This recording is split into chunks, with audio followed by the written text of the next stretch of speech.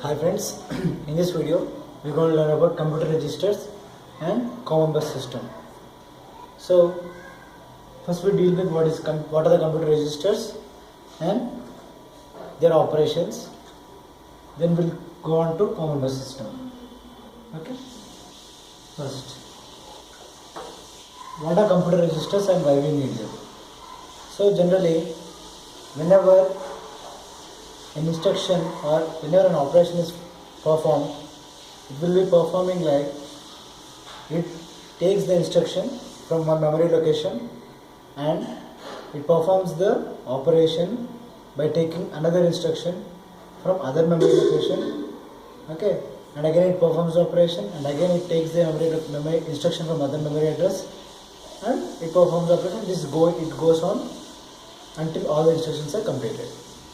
So what happens with this is, whenever if you want to manipulate the instruction or manipulate the code which you are given, this kind of thing is not possible if these instructions are in such memory location. It is hard to find the memory location and to manipulate them. For that case, we use registers which store this instruction code, so that in future if you want to manipulate the code, you can do it very easily. And the next thing is, whenever you are dealing with an instruction from one memory address, okay, then again you are going to the next memory address. For that you need a counter to count the next address. That means if I completed my operation in one place and I need to shift my control to other place, for that I need a counter which can count the next address. Okay, so and I need one more register for holding my instruction. I need one more register for holding my data. I need a counter, as I already mentioned, for program counting, for the instruction counting. So I need one register for holding up the address. These are made up to get these 8 registers in a computer. Okay, mainly we have 8 registers in a computer. Those are given by DR, AR, AC, IR, PC, TR, INPR or DRAR.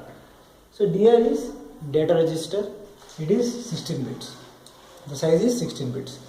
So as we already mentioned while dealing with addressing of instruction format, types of instruction format, we had 16-bit data. Okay, 16-bit data line, and address register is 12 bits, because out of 16, basically we have 4096 words of 16-bit size. So I need 16 bits for data register, and address is 16 bits, but 4 bits is going for opcode and remaining 12 bits are going for address. So I took only 12 bits for address register. And next is accumulator. It is a processing register. It needs 16 bits. Next is IR. It is instruction register. It needs 16 bits. And program counter needs 12 bits. Generally, what program counter will take as input is the same memory address. It takes the memory address as input. Okay, we'll deal with the operation of program counter. So it needs only 12 bits again. And TR is terminal register, and INPR is input register, OUTR is output register. Now what data register does is, it holds the data. What address register does is, it holds the address of the memory. Accumulator is processing register. IR is instruction register. It holds the instruction of the particular operation. PC is program counter. It holds the memory address of the next instruction. TR is terminal register, and input register and output registers. These are the input data, these are the output data. Right? These are the different types of registers we have in a computer, along with memory unit and control unit.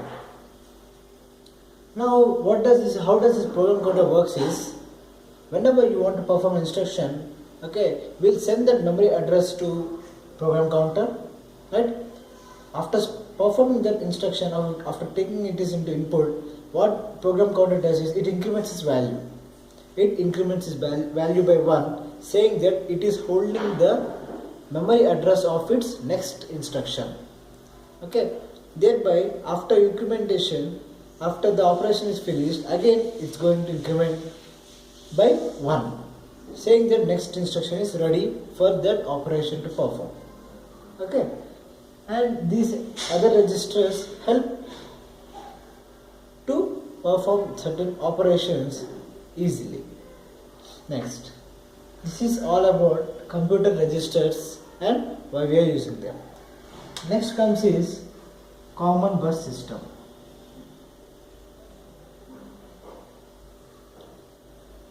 Common bus system. So, as you all know, we got 8 registers, right?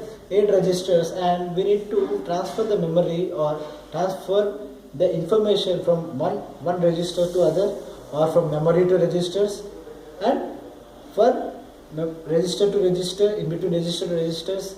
Okay, for all that we need so many wires to connect between these registers and memory.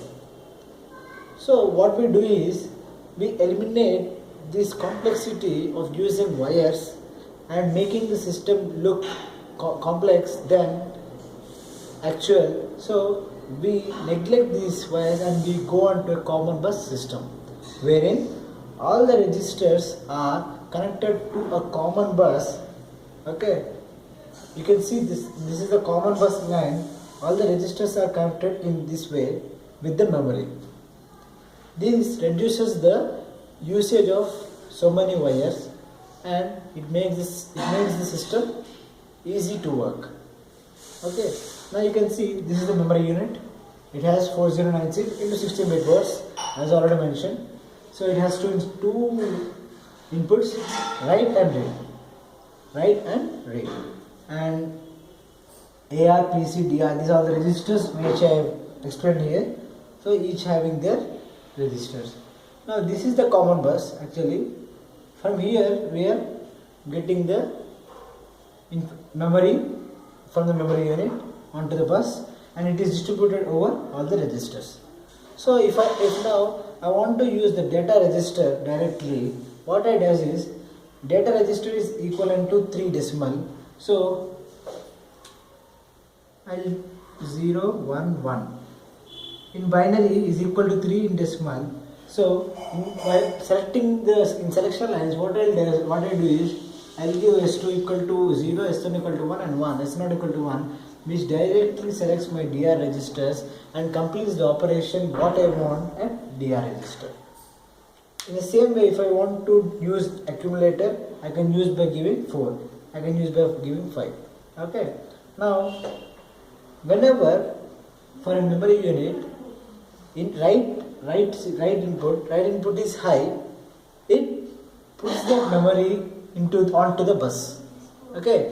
Whenever if the write signal is high, it forwards the memory onto the bus.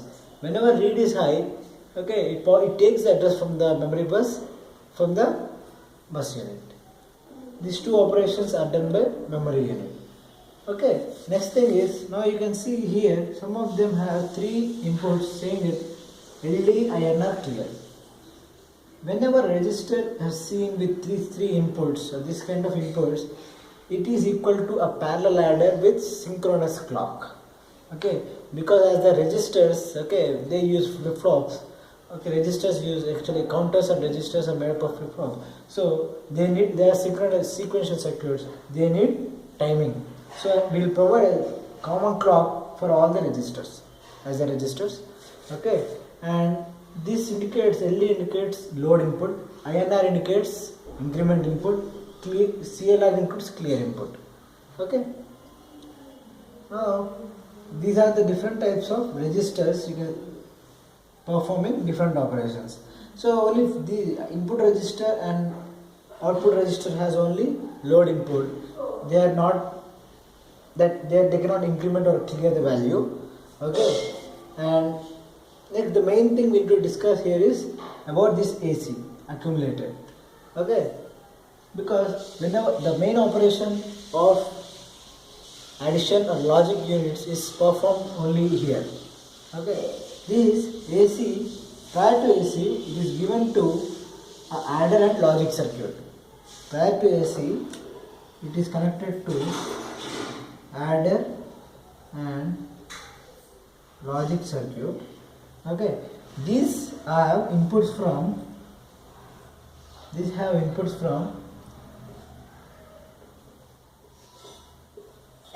AC register. Okay. These have inputs from here, from AC output, AC accumulator high, accumulator output. We have input to logic and adder circuit. With this line, what we does is it can perform complement or increment operations. Okay, the same input we are taking to complement the value or increment the value.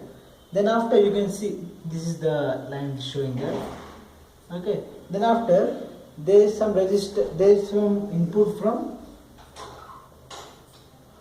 DR register, right? The output of DR is taken to the input of adder and logic circuit. These can perform addition, subtraction, multiplication, or any arithmetic operations and operations or operations. It can perform arithmetic and logic operations. So basically it's adder, so it cannot perform subtraction and all. So adding and or this kind of operation it can perform, and it is given to accumulator again. One more is input register is connected to adder circuit. This is one more connection, right? This is the common bus. Each and every element of common bus is given as input to each and every register, and each and every register provides output to common bus, right? Thereby eliminating the difficulty in taking the memory locations and performing the instructions. So thereby making it easier way to perform the operations. Okay, and this is output register actually. Okay, output register is given here directly. This is the terminal register, and these are the instruction register. Whenever you perform you want instruction to be given, then directly you will give it to the instruction register. Okay, and main thing is AR and PC.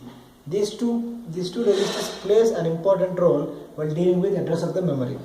Right? We'll give the address of the memory to AR. Okay, it is given to AR, and which is placed in PC program counter, and after that instruction is completed, program counter will be incremented by 1, and again next instruction is completed and it is incremented by 1, and the cycle goes on. Thereby we get the memory address for each and every instruction and each and every operation. This is about the common bus system. Okay, this is about, so in this video we will learn what is computer registers and what is a common bus system and how it is used. This is all for the video. Thank you.